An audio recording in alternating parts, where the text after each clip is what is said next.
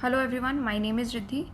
इस लेक्चर में हम लोग 2020 50-50 सीरीज़ के टॉपिक्स डिस्कस कर रहे हैं। तो यहाँ पर ये है लेक्चर 10 पेजेंट्स मूवमेंट।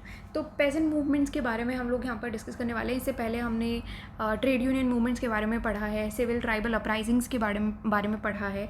तो इस लेक्चर में हम लोग पेजेंट मूवमेंट्स डिस्कस करेंगे एंड इसको हम लोग मेजरली हमने 4 पार्ट में डिवाइड किया है, तो उसी हिसाब से हम लोग इसको पढ़ेंगे।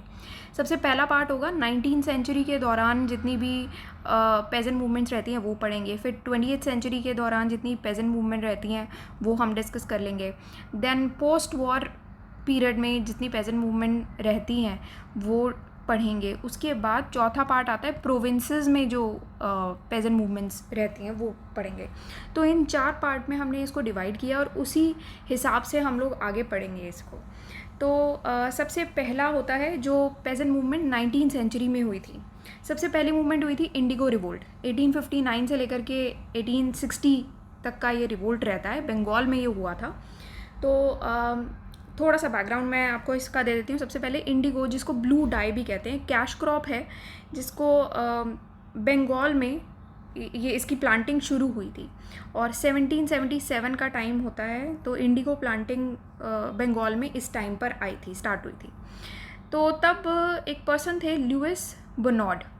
ये एक फ्रेंच मैन थे जिन्होंने इंडियन सब कॉन्टिनेंट में इंडिगो प्लांटिंग को इंट्रोड्यूस किया था और यही पर्सन ये फर्स्ट इंडिगो प्लांटर बने थे बंगाल में, जिन्होंने तलडंगा और गोलपारा जो कि हुगली के पास हैं, यहाँ पर उन्होंने इंडिगो प्लांटेशन स्टार्ट किया था, कल्टीवेट करना स्टार्ट किया था इस क्रॉप को। अब नवाब ऑफ बंगाल के साथ साथ कंपनी रूल के अंडर इंडिगो प्लांटिंग जो है वो बहुत ही कमर्शियली प्रॉफिटेबल बन गई थी, क्योंकि ब्लू डाई का यूरोप में काफ़ी डिमांड थी। तो ज़्यादा से ज़्यादा एक्सपोर्ट होगा तो ऑब्वियसली यहाँ पर काफ़ी फ़ायदा होगा, प्रॉफिटेबल बिजनेस रहेगा। तो कमर्शियली काफ़ी प्रॉफिटेबल था ये पूरा बिजनेस। अब यहाँ पर ये इंडिगो रिवोल्ट हुआ क्यों था, तो थोड़ा सा आपको इसका बैकग्राउंड जानना ज़रूरी है कि ये रिवोल्ट क्यों हुआ था। अब बंगाल में इंडिगो प्लांटर्स, जो कि बेसिकली क्या था कि ज़्यादातर सारे ही आप यूरोपियंस लगा लो, तो जितने भी बंगाल में इंडिगो प्लांटर्स थे ज़्यादातर यूरोपियंस ही थे।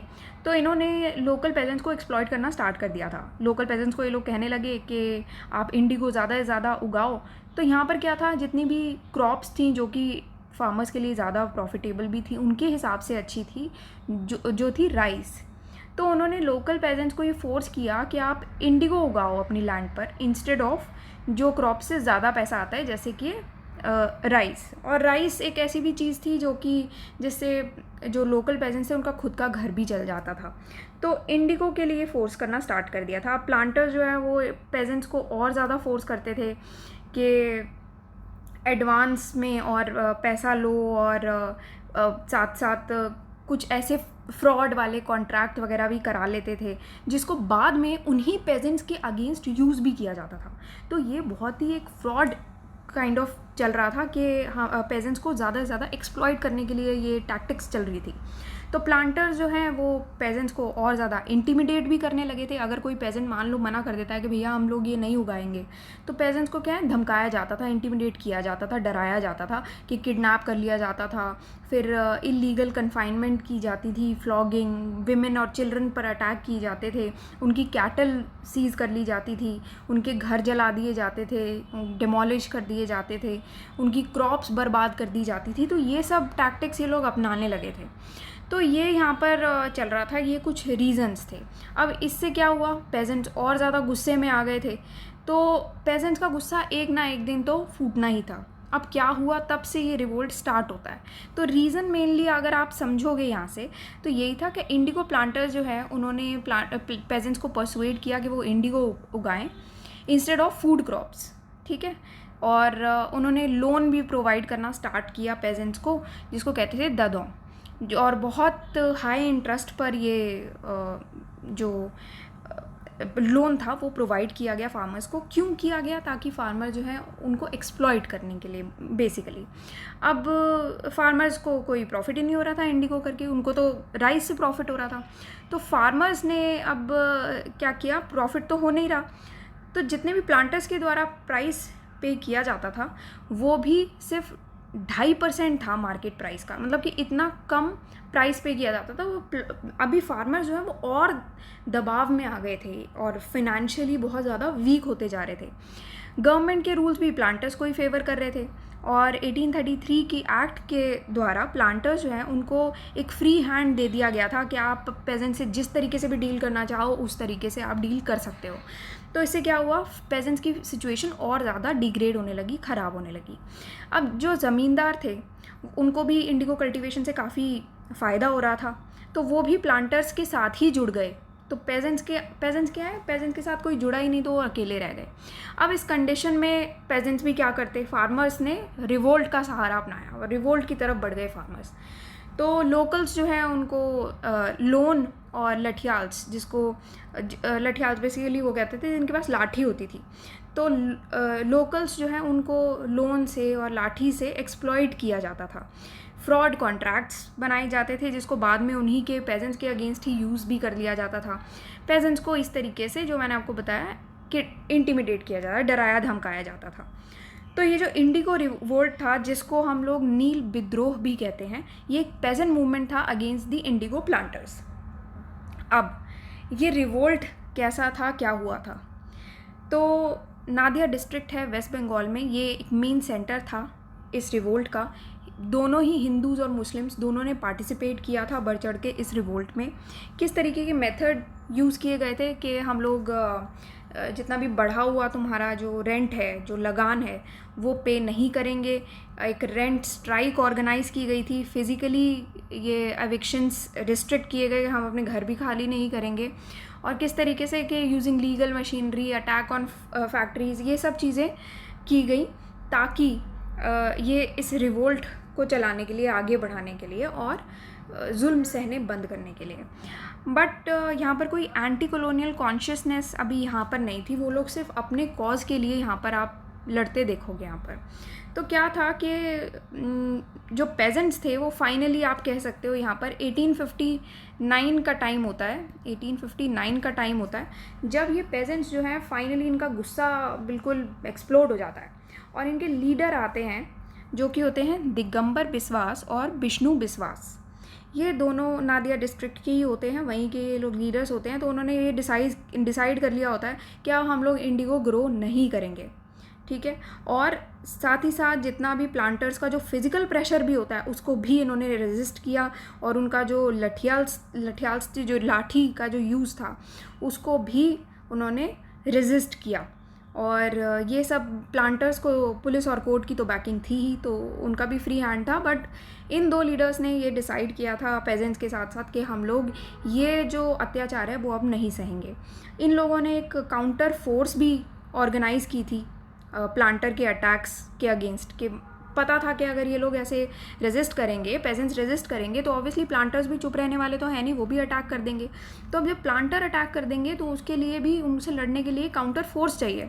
तो वो काउंटर फोर्स भी ऑर्गेनाइज़ की गई थी इन लीडर्स के द्वारा, ठीक है। तो अब हुआ क्या कि ये जो प्लांटर्स थे उन्होंने अलग अलग तरीके के मेथड्स अपनाए कि घर से बाहर निकाल दिया, रेंट बढ़ा दिया। तो वहाँ पर जो रियोट्स थे उन्होंने भी रिप्लाई किया, किस तरीके से, रेंट स्ट्राइक पे बैठ के। उन्होंने कहा हम रेंट स्ट्राइक पे जा रहे हैं, हम एक भी बढ़ा हुआ तुम्हारा कोई रेंट देंगे नहीं, एक भी पैसा हम तुम्हें पे नहीं करेंगे। और साथ ही साथ जो भी उनको पेजेंट्स को घर से बाहर निकालने के जो टैक्टिक्स चल रहे थे उसके लिए भी उन्होंने बिल्कुल रेजिस्ट करना स्टार्ट कर दिया था कि हम घर से भी बाहर नहीं निकलेंगे अपने। अब धीरे धीरे क्या हुआ कि उन्होंने लीगल मशीनरी यूज़ करना सीखा और लीगल एक्शन लेना सीखा, और जिसको फ़ंड कलेक्शन से सपोर्ट भी किया गया। तो ये जो आप देख रहे हो कि लीगल एक्शन, लीगल मशीनरी का उन्होंने यूज़ किया, वो यही है कि लीगल वे में वो लोग गए इन लोगों से, प्लांटर्स से लड़ने के लिए। और फंड्स कहाँ से आए लीगल लड़ने के लिए, वो फ़ंड कलेक्शन किया गया बाहर से, ठीक है। अब हुआ क्या कि जितने भी ये बंगाली इंटेलिजेंसिया है उसने भी काफ़ी अच्छा रोल प्ले किया, सिग्निफिकेंट रोल प्ले किया था ये पेजेंट्स के कॉज को सपोर्ट करने के लिए। किस तरीके से इन्होंने सपोर्ट किया, न्यूज़पेपर्स के थ्रू, कैंपेन्स के थ्रू, मास मीटिंग्स ऑर्गेनाइज़ की गई और उनको लीगल केसेस में भी सपोर्ट दिया गया। तो ये सारे कुछ वेज थे जिसके द्वारा पेजेंट के कॉज को सपोर्ट किया जा रहा था। साथ ही साथ पेजेंट्स के जैसे ग्रीवेंसेस वगैरह थे उसके लिए मेमोरेंडा वगैरह प्रिपेयर किया इन लोगों ने, तो काफ़ी अच्छे से काम किए थे। अब गवर्नमेंट ने इसके बाद क्या किया, एक इंडिगो कमीशन अपॉइंट किया कि भैया ये इंडिगो कल्टीवेशन का जो भी प्रॉब्लम है इसमें इंक्वायरी बिठाओ, भैया देखो क्या हो रहा है, ये क्या रिवोल्ट चल रहा है इनका।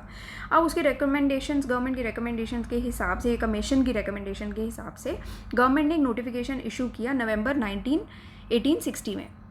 तो 1860 नवंबर में ये नोटिफिकेशन इशू किया जाता है कि रियोट्स जो है उनको ज़बरदस्ती नहीं उनके साथ की जाएगी कि वो लोग इंडिगो ग्रो करें, और ये इंश्योर किया जाएगा कि जितने भी डिस्प्यूट्स यहाँ पर अराइज हुए हैं वो सब लीगल वे में सेटल किए जाएं। बट प्लांटर जो है वो ऑलरेडी अपनी फैक्ट्रीज़ वगैरह बंद कर रहे थे, और इंडिगो कल्टीवेशन जो है वो वर्चुअली जो है वो बंगाल से वाइप आउट हो गया था बाय द एंड ऑफ 1860। तो ये टाइम था जब यहाँ पर ये वाइप आउट हो गया था। हरीश चंद्र मुखर्जी जो हैं इसके हिंदू पेट्रियट थे, और दीनबंधु मित्रा का एक 1860 का प्ले था नील दर्पण, वो इस रिवोल्ट पर ही बेस्ड था, और इसको ट्रांसलेट भी किया गया था by poet Michael Madhusudan Dutta, और इसको जेम्स लॉन्ग जो कि एंग्लिकन प्रीस्ट थे उनके द्वारा पब्लिश भी किया गया था। अब जो बंगाली मिडिल क्लास थी वो यूनानिमस थी पेजेंट्स के सपोर्ट के लिए भी। तो ये पूरा जो अभी मूवमेंट चला था ये था आपका इंडिगो रिवोल्ट, काफ़ी इम्पॉर्टेंट मूवमेंट ये चला था। नेक्स्ट यहाँ पर सोल्यूशंस वगैरह दिए गए हैं, वही जो मैंने आपको बताया वही सेम चीज़ें यहाँ पर बताई गई हैं। 1860 में ब्रिटिश अथॉरिटीज़ ने इंडिगो कमीशन फॉर्म की due to Nawab Abdul Latif's initiative. तो इन्होंने ये इनिशिएटिव लिया था इंडिगो कमीशन फॉर्म करने के लिए। कमीशन रिपोर्ट में E.W. टावर टेस्टिफाई करते हैं कि कोई भी इंडिगो जो है वो इंग्लैंड पहुंचा ही नहीं और पहुंचेगा नहीं without being stained with human blood. ठीक है, तो इन्होंने ये बेसिकली टेस्टिफाई किया था कि इंग्लैंड कोई भी इंडिगो पहुंचा ही नहीं without being stained with human blood, मतलब बिना लड़ाई के, बिना स्ट्रगल के तो वो पहुंचा नहीं जा सका। अब साथ ही साथ यही बस सेम बातें कही गई थी कि जितने भी इंडिगो प्लांटर्स का रिप्रेशन है उसमें रोक लगानी चाहिए। इसी वजह से इंडिगो एक्ट आया 1862 का। अब रियोट्स को कंपेल नहीं किया जा सकता था कि इंडिगो ग्रो करने के लिए, जितने भी डिस्प्यूट थे लीगल मीन से सेटल हुए, और अल्टीमेटली प्लांटर्स जो है वो ये अपनी फैक्ट्रीज वगैरह क्लोज डाउन करके इंडिगो कल्टीवेशन को पूरा वाइप आउट करके एंड ऑफ 1860 तक बंगाल से चले गए भैया, कि इंडिगो को ले गए अपना। बाकी सारी चीज़ें तो अभी तक रही ही थी, बट इंडिगो वाला जो किस्सा था वो यहाँ पर ख़त्म हो गया था। नेक्स्ट है पबना पेजेंट अपराइजिंग, जो कि इसका टाइम होता है 1873 से लेकर के 1876 तक का। काफ़ी सिमिलर अपराइजिंग है ये भी, पेजेंट्स के रिलेटेड जो अभी हमने पढ़ा है इंडिगो वाला उसी के काफ़ी सिमिलर है। अब ये टाइम होता है 1870s और 1880s का। यहाँ पर जो ज़्यादातर पार्ट था ईस्ट बंगाल का उसने काफ़ी अग्रेरियन अनरेस्ट देखा हुआ था। क्यों? क्योंकि यहाँ पर पहले क्या था कि यहाँ पर प्लांटर्स इन्वॉल्व थे इंडिगो वाले केस में, यहाँ पर क्या था, ज़मींदार आ गए थे अब पूरे पिक्चर में। तो यहाँ पर क्या था, ज़मींदार काफ़ी ओप्रेसिव प्रैक्टिसेस अपना रहे थे ये पेजेंट्स को परेशान करने के लिए। तो ये पूरा जो टाइम होता है ईस्टर्न बंगाल का ये काफ़ी एग्रेरियन अनरेस्ट देखता है। क्यों? क्योंकि ज़मींदारों की ओप्रेसिव प्रैक्टिसेस के चलते। अब ज़मींदार ने क्या किया कि रेंट बढ़ा दिए, जितनी भी लीगल लिमिट लगी हुई थी उन लीगल लिमिट से ऊपर, ठीक है, ये रेंट बढ़ा दिए। और साथ ही साथ इन्होंने कहा कि जितने भी ऑक्यूपेंसी राइट्स थे एक्ट 10 ऑफ 1859 में, तो वो सारे ऑक्यूपेंसी राइट्स भी टेनेंट से इन्होंने छीन लिए थे। कि इन्होंने ये रोक लगा दी थी कि टेनेंट जो है अपने ऑक्यूपेंसी राइट्स एक्वायर नहीं कर सकती। अब ये अपने एंड्स अचीव करने के लिए ज़मींदार जो है वो क्या करने लगे, ज़ोर ज़बरदस्ती करने लगे ऑब्वियसली, कि एविक्शंस वगैरह करने लगे, ज़बरदस्ती लोगों को घर से निकाल देना, पेरेंट्स को उनकी कैटल सीज़ कर देना। अगेन वही सेम चीज़ें जो इंडिगो प्लांटर के केस में हुई थी, उनकी क्रॉप्स वगैरह सीज़ कर देना, जला देना, बर्बाद कर देना, और साथ में कोर्ट में लिटिगेशन केसेस चलवाना, कॉस्टली लिटिगेशन केसेस चलवाना, जहाँ पर जो गरीब किसान था वो काफ़ी डिसएडवांटेज में था, क्योंकि पैसे नहीं थे भाई, कभी केस लड़ने के पैसे कहाँ से आएंगे, है ना। तो वो सारे इश्यूज़ थे। तो ऑल इन ऑल यहाँ पर अगर आप देखो, एक ये रेजिस्टेंट मूवमेंट थी पेजेंट्स के द्वारा, या फिर आप रियोट्स के द्वारा कह सकते हो, against the lord of the land in Bengal. तो जो ज़मींदार थे उनके अगेंस्ट ये पूरा रेजिस्टेंट मूवमेंट चला था। ओवरऑल ये एक पीसफुल मूवमेंट ही था, बट प्रॉब्लम्स क्या थी, ये सारे रीजंस, ये प्रॉब्लम्स थे जो अभी मैंने आपको बताया। अब ये रिवोल्ट कैसे चला था, क्या था ये रिवोल्ट? अब बहुत ज़्यादा ओप्रेसिव रिजीम हो गया था। तो यहाँ पर जो पटना डिस्ट्रिक्ट के जो पेजेंट्स थे, मेन सेंटर जो था इसका था यूसुफ शाही परगना, पटना डिस्ट्रिक्ट है। अब आज का ये सिराजगंज डिस्ट्रिक्ट है बांग्लादेश का।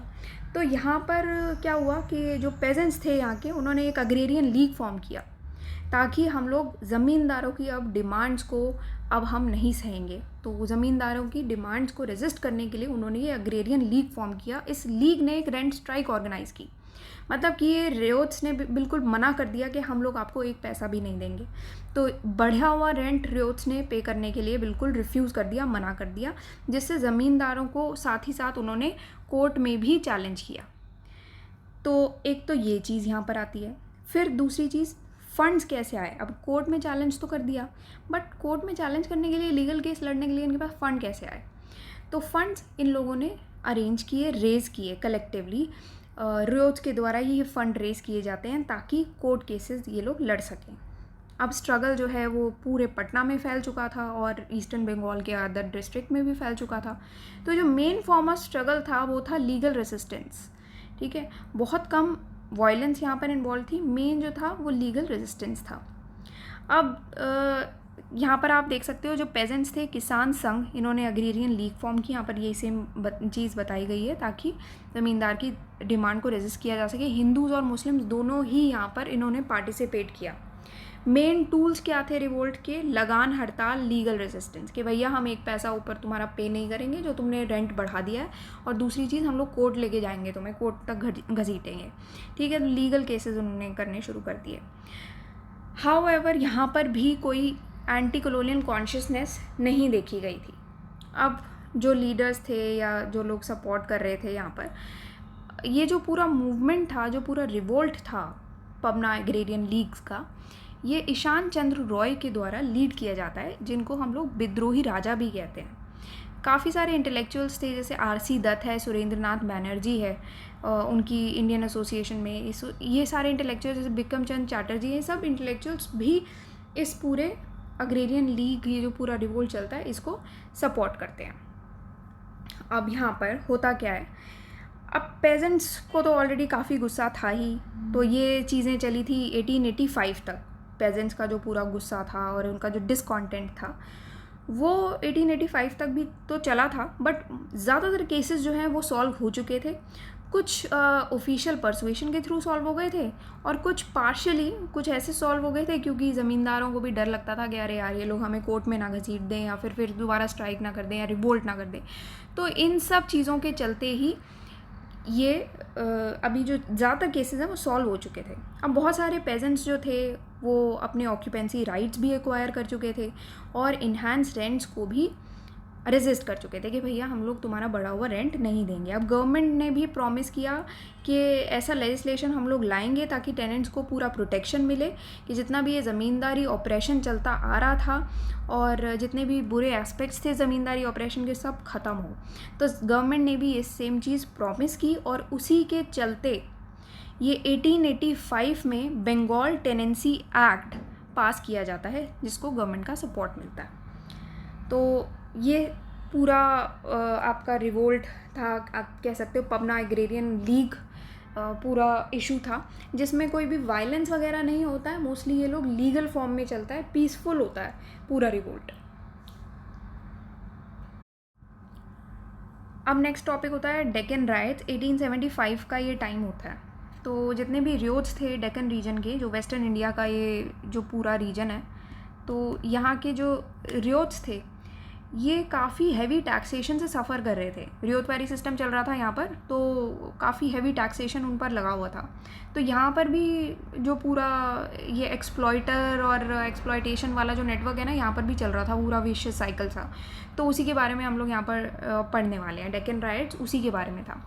तो आप देखोगे जितने भी पेजेंट रिवोल्ट हुए हैं मोर और लेस सेम ही है, कि यहाँ पर जितने भी ज़मींदारों के या रियोतवारी सिस्टम में जो जुल्म हो रहे थे, ज़मींदारी सिस्टम में जुल्म हो रहे थे, या फिर इंडिगो प्लांटर्स के द्वारा जुल्म हो रहे थे, उन्हीं सब के ऊपर है कि रेंट बढ़ा दिया और घर बर्बाद कर दिए, डराना धमकाना, ये सब चीज़ें करना। तो अब पेजेंट्स ने बेसिकली अग्रेरियन डिस्ट्रेस था पूना अहमदाबाद डिस्ट्रिक्ट में, वहाँ पर पेजेंट्स ने रिवोल्ट कर दिया कि ये जो बढ़ता हुआ आपका अग्रेरियन डिस्ट्रेस हो रहा है उसके चलते ये लोग परेशान हो गए थे अब पेजेंट्स। तो जो डेक्कन राइट्स थे 1875 के, उन्होंने डेप पेयोनेज की जो कंडीशन है उसको टारगेट किया था। डेप पेयोनेज को कामयती भी कहते हैं, डेप पेयोनेज टू मनी लेंडर्स। तो डेप बहुत ज़्यादा हो गया था जो हमारे पेजेंट्स थे उनका। अब रीज़न क्या थे ये सब डेक्कन राइट्स होने के?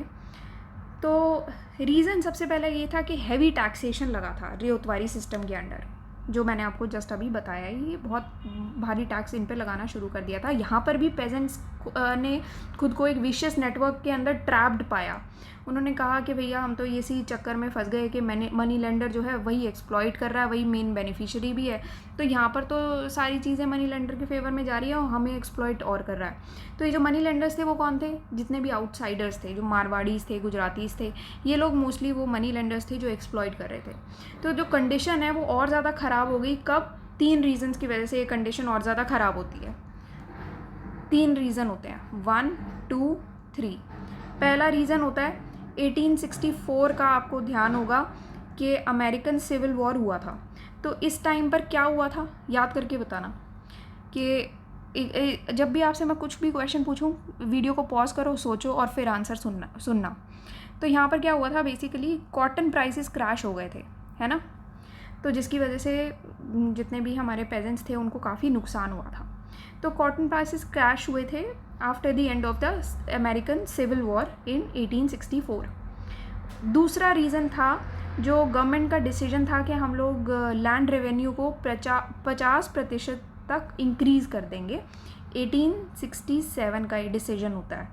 गवर्नमेंट ने डिसाइड किया था कि हम लोग लैंड रेवेन्यू रेज कर रहे हैं बाय 50%। और साथ ही साथ उस टाइम पर हार्वेस्ट भी अच्छे नहीं हुए, फसल अच्छी नहीं हुई, बैड हार्वेस्ट थे, जिसके चलते ये कंडीशन जो थी पूरी पेजेंट की वो बहुत ज़्यादा वर्स हो गई थी।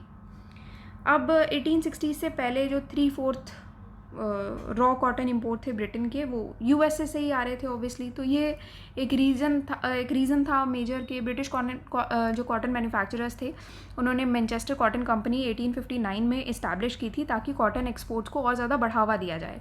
बट जब अमेरिकन सिविल वॉर हुआ था 1861 में, तो जितना भी अमेरिका का इंपोर्ट था वो काफ़ी गिर गया था। फिर ब्रिटिश मर्चेंट्स जो है उन्होंने इंडिया से इंपोर्ट करना स्टार्ट कर दिया था कॉटन को, और कॉटन जो है वो काफ़ी अच्छी खासी चल रही थी हमारे पेजेंट्स के लिए, ताकि कॉटन एक्सपोर्ट एटलीस्ट बना रहे। तो उन्होंने क्या था कि इंडियन मनी लेंडर्स को एडवांसेस देने स्टार्ट कर दिए थे, जिन्होंने ये रियोत के लिए डेट बना दिया था। ठीक है, बेसिकली क्या हो रहा था कि ब्रिटिश मर्चेंट्स ने इंडियन मनी लेंडर्स को एडवांसेस देने स्टार्ट किए थे, और इंडियन मनी लेंडर्स ने इन्हीं एडवांसेस को रियोत के ऊपर डेट बना दिया था। ठीक है, अब रियोत जो है उनको बहुत बार फोर्सफुली क्रेडिट भी दिया जाता था। ठीक है, एंड कुछ बॉन्ड्स और डीड्स भी साइन करा लिए जाते थे। वही सेम चीज़ कि हम आज आपको क्रेडिट देते हैं, हम आगे पूरी ज़िंदगी के लिए हम आपको अपना स्लेव बना लेंगे, या फिर पूरी ज़िंदगी के लिए आपको हमें सर्व करना पड़ेगा, या फिर बाद में उनको एक्सप्लॉइट करने के लिए फ्रॉडुलेंट कॉन्ट्रैक्ट्स वाला केस है, आप ये कह सकते हो, जो हमने इंडिगो वाले टाइम पे भी पढ़ा था। अब जब अमेरिकन सिविल वॉर 1864 में एंड होता है तो कॉटन डिमांड जो है वो बहुत ज़्यादा घट जाते हैं और उसके प्राइसेस क्रैश हो जाते हैं, और गवर्नमेंट का जो डिसीजन होता है फिर लैंड रेवेन्यू इंक्रीज़ करने का, बैड हार्वेस्ट होते हैं, यही सब रीजंस होते हैं जिससे कंडीशन काफ़ी ख़राब हो जाती है, जो जस्ट मैंने आपको बताया। अब इससे क्या होता है कि रिवोल्ट में क्या था उसके बारे में देखते हैं। 1874 का टाइम होता है जब मनी लेंडर्स और पेजेंट्स के बीच में टेंशन और बढ़ती जाती है, जिसकी वजह से एक सोशल बॉयकॉट मूवमेंट स्टार्ट होती है जो कि रियोज के द्वारा ऑर्गेनाइज की जाती है। किसके अगेंस्ट? जो आउटसाइडर मनी लेंडर थे, जो गुजराती मारवाड़ी मैंने आपको बताया। रियोज बेसिकली किस तरीके से ये सोशल बाइकॉट मूवमेंट स्टार्ट करते हैं, रियोज मना कर देते हैं कि हम लोग इन लोगों की शॉप से कुछ नहीं खरीदेंगे। ये जो आउटसाइडर मनी लेंडर है उसकी हम लोग शॉप से कुछ नहीं खरीदेंगे, और कोई भी पेजेंट जो है उनकी फील्ड को कल्टीवेट नहीं करेगा। जितने भी बार्बर्स थे, वॉशरमैन थे, शू मेकर कह लो, कोई भी उनको सर्व नहीं करेगा। तो ये जो सोशल बॉयकॉट था वो बहुत रैपिडली स्प्रेड होता है पूना के विलेजेस में, एंड इनफैक्ट अहमदाबाद, शोलापुर, सतारा, ये बहुत सारी जगहों पे काफ़ी वाइडली, बहुत जल्दी रैपिडली स्प्रेड होता है। धीरे धीरे सोशल बॉयकॉट जो है वो एग्रेरियन राइट में कन्वर्ट हो जाता है, जिसमें सिस्टमैटिक अटैक्स किए जाते हैं मनी लेंडर के घरों पर, शॉप्स पर। तो इनको अटैक कर दिया जाता है, और जैसे इनकी शॉप्स जो हैं कहीं कहीं पर जला दी जाती हैं, अटैक कर किया जाता है, इनके घर जला दिए जाते हैं। कुछ डेट और बॉन्ड, और ये डेट बॉन्ड और डीड्स जो है उसको भी जब्त कर लिया जाता है और पब्लिकली उसको जला दिया जाता है। तो ये राइटर्स का जो, जितने भी ये राइट कर रहे थे लोग, उनका जो स्पेसिफिक पर्पस था वो था इन बॉन्ड और डिक्रीज को, इनको लेना और जला देना। वो मेन एम था कि बॉन्ड्स डीड जो हैं उसको हम लोग कब्जा लें और पब्लिकली जला दें। तो पेजेंट्स ने जितने भी डेट बॉन्ड्स एंड डीड्स थे उसको पब्लिकली बर्न किया, जो कि बेसिकली वो बॉन्ड्स और डीड्स थे जो कि उनको पेजेंट्स पर प्रेशर डाल के और फ्रॉड तरीके से उनसे साइन कराए गए थे। तो ये वो वाली चीज़ें थी। हाउएवर यहाँ पर भी कोई एंटी कॉलोनियल कॉन्शियसनेस तो नहीं ही देखी जा रही थी यहाँ पर। अब हुआ क्या था कि लीडर्स एंड सपोर्ट कौन दे रहा था इनको, तो बेसिकली मॉडर्न नेशनलिस्ट इंटेलिजेंसिया थी महाराष्ट्र की, जिन्होंने ये पेजेंट्स कॉज को सपोर्ट किया था। और जो इंडियन नेशनलिस्ट थे वासुदेव बलवंत फड़के, उन्होंने इसको सपोर्ट किया था। फड़के को हम लोग father of Indian armed rebellion भी कहते हैं। इसका सॉल्यूशन क्या होता, गवर्नमेंट जो है वो बेसिकली ये मूवमेंट को दबाने में विद टाइम सक्सीड कर लिया था, सक्सेसफुल थी। और कंसिलिएटरी मेजर के चलते डेक्कन एग्रीकल्चरलिस्ट रिलीफ एक्ट पास हुआ था 1879 का। तो ये गवर्नमेंट के द्वारा डेक्कन एग्रीकल्चरलिस्ट रिलीफ एक्ट पास किया गया था 1879 में। ठीक है, तो ये वो टाइम था जिसमें मॉडर्न नेशनलिस्ट इंटेलिजेंसिया ने भी महाराष्ट्र को काफ़ी अच्छा खासा पेजेंट्स कॉज में सपोर्ट किया था। तो ये आपका डेक्कन राइट्स का पूरा इशू था।